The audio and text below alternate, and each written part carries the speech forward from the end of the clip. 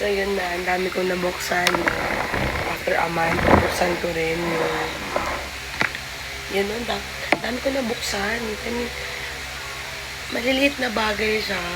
Pero, yung mga previous nung 18, sobrang nakakatuwa. Talagang namimigay sila. Tapos, yung kapwa 18 na binibigyan din ng previous, talagang marunong sila kasi once na nabigyan sila, okay na sila doon. Tapos yung iba naman, hahayaan din na parang, oh sige nakakuha na sila, diba? Oh, namimigay, ganyan. Tapos nakakuha na sila. Alis na sila. Tapos yung ibang 18, mabibigyan din. So hindi talaga nagkakagulo. Wala akong nakitang nagkagulo na, alam mo yung dakot-dakot or nag-agawan. Wala. Ang galing. So, isa yun sa mga nakuha ko, or marami yung mga nakukuha kong mga freebies, na nakakatuwa lang kasi hindi pa ako ganun kaano talaga, like parang cups, ganun, or parang pag may namimigay pupunta, hindi pa ako ganun kaano nun kasi nahihiya pa ako kasi nga medyo maaga ako dumating kaysa sa mga kasama ko. So sabi ko, doon ako sa gilid, sa pupo, ganyan. Tapos bila na lang pag umupo ka sa gilid, sa cups, abutan ka ng photo card, diba? So kahit ano kasi yung makuha ko, okay lang sa akin. So, gusto kong makuha silang lahat. So, yun na. Sobrang saya ng experience ko nung WAS. Sobrang talagang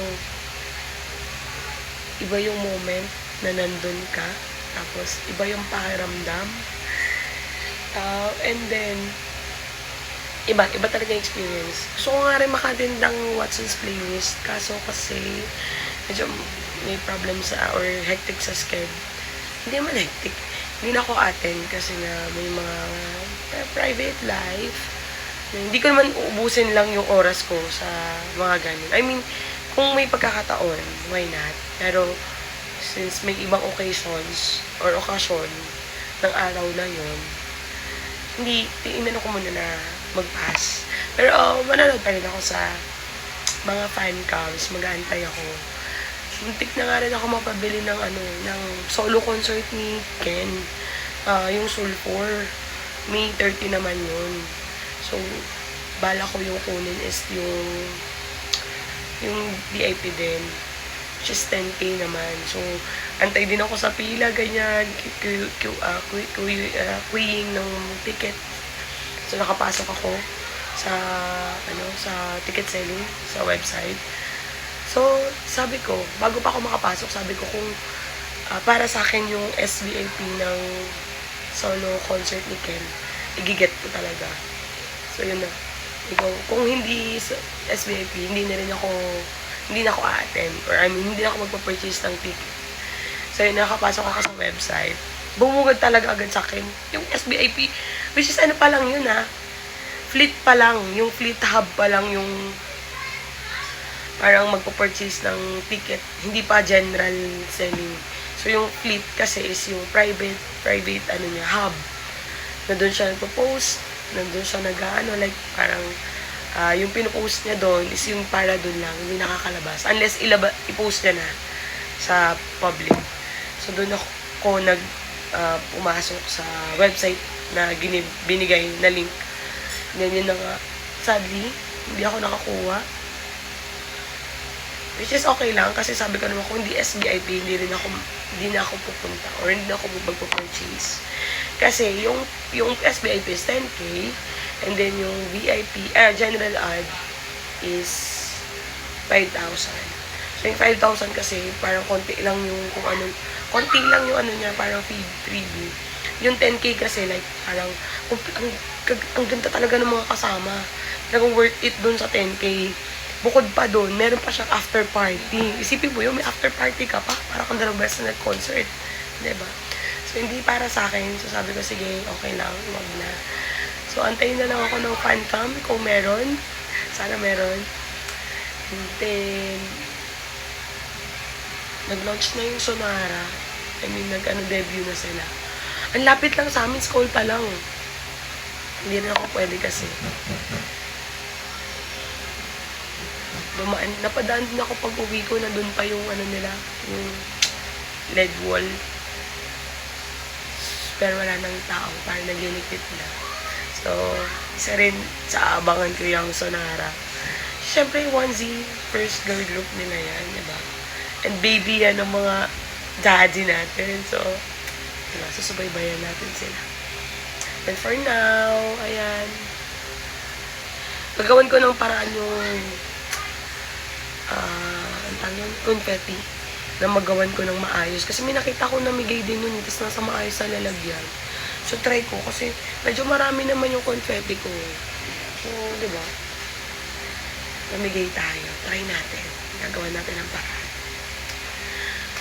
So, yun lang. Yung PCD ko bumabalik. Parang gusto ko ulit manood ng ng mga fan cams. Manood ng video. Yung video sa phone ko. So, ayan. Sobrang saya lang. Naka-experience tayo ng mga bagay na noon hindi ko na-experience. Kasi, marami tayong, parang, focus tayo sa ibang bagay. Sa isang bagay. Or focus tayo lang sa ganitong. So, parang, nung nakilala ko yung SB natin, ito pala. So, may ibang mundo pala na pwedeng gawin. So, sabi naman nila, lalo na si Pablo na, hindi ko na maalala kung sino Pablo or Josh na nagsabi na wag lang tayong mag-focus. Kunwari, meron kasi talagang cups or 18 na talagang focus dun sa SB19. So, try natin din gumawa pa ng ibang way para tayo, para magkaroon ng ibang hobby. So, para magkaroon tayo ng ibang life. Diba? Yung pagiging fan natin is huwag natin masyadong sobrang dilulu. So, hati-hatiin natin. Like, pwede tayong mag-fangirling. Pwede tayong, parang work-life balance, diba? Pwede natin masisisi talaga yung iba na sobrang dilulu. As in, talagang updated. Sobrang, diba? Pero nagiging dilulu naman ako in a sense na talagang pag SB19 may post, like, pag may post si Ufifi, like, diba? Nilolo-post ko din. Tapos namagdag pa si SBLP. Si S-Black. Sobrang saya lang kasi weekly na rin sila nag-upload sa YT nila ng vlogs. Then kanina, pag-uwi namin, galing mall, open agad na kami ng YouTube. Kasi yung anak ko manonood ng YouTube. So, napatigil siya. Ma, may bagong upload. May upload si SB19 na usual beauty nila. So, imbis na manonood sila ng YouTube, nanood muna kami nun. So, pampalipas oras. Yeah. Then, yung mga songs lalo, sobrang nakaka-inspire. Diba? Yung mga bagay-bagay na noon, na nakakulong lang ako sa isang ganon. So, parang, nung nakinig na ako ng tugtog nila or ng kanta nila, which is nakaka-relate din naman ako. Parang naisip ko, pwede pala. So, dati kasi parang nakulong lang ako sa isang box. Kung ano yung paulit-ulit kong ginagawa sa box na yun lang. So, nung na-open ko yung box ko, nakilala ko sila, nalaman ko yung tugtog nila, nalaman ko yung mga, alam mo na, yung mga way para maging masaya or makagawa tayo ng ikasasaya natin. So, malaking bagay ang SB19 sa akin. Diba? Yung mga moment nila before, bago sila magsimula. Kasi nagsimula naman sila, hindi naman sila ganun, talagang boom na agad. Talagang, ginalawan nila. Doon ako mas na-inspired kasi from the bottom, talagang ginalawan nila yon. Hanggang sa kung ano na ngayon sila, talagang hard work yung ginawa nila. So, nakakatawa. So, ngayon, parang ako dati before work, uwi, bahay, tulog. Work, uwi, bahay, tulog na lang talaga yung ginagawa ko. So, ngayon, nagkaroon ako ng work balance. Like, pagising sa umaga, exercise. After exercise, sinasabay ko na yung luto ng pagkain. After pagkain, yung anak gigisingin, papasukin. Ako naman, maliligo, papasok na rin. Pag uwi, yan, luto na naman. Konting SB-SB, ayan. Tapos, tulog. Then, ito na, mga hobby, running, jogging, and plan ko din na makaakyat ng bundok. So, isa yun sa mga bucket list ko. Marami pa akong gustong gawin. So, inspired talaga ako sa kanila. So, gagawin ko yun.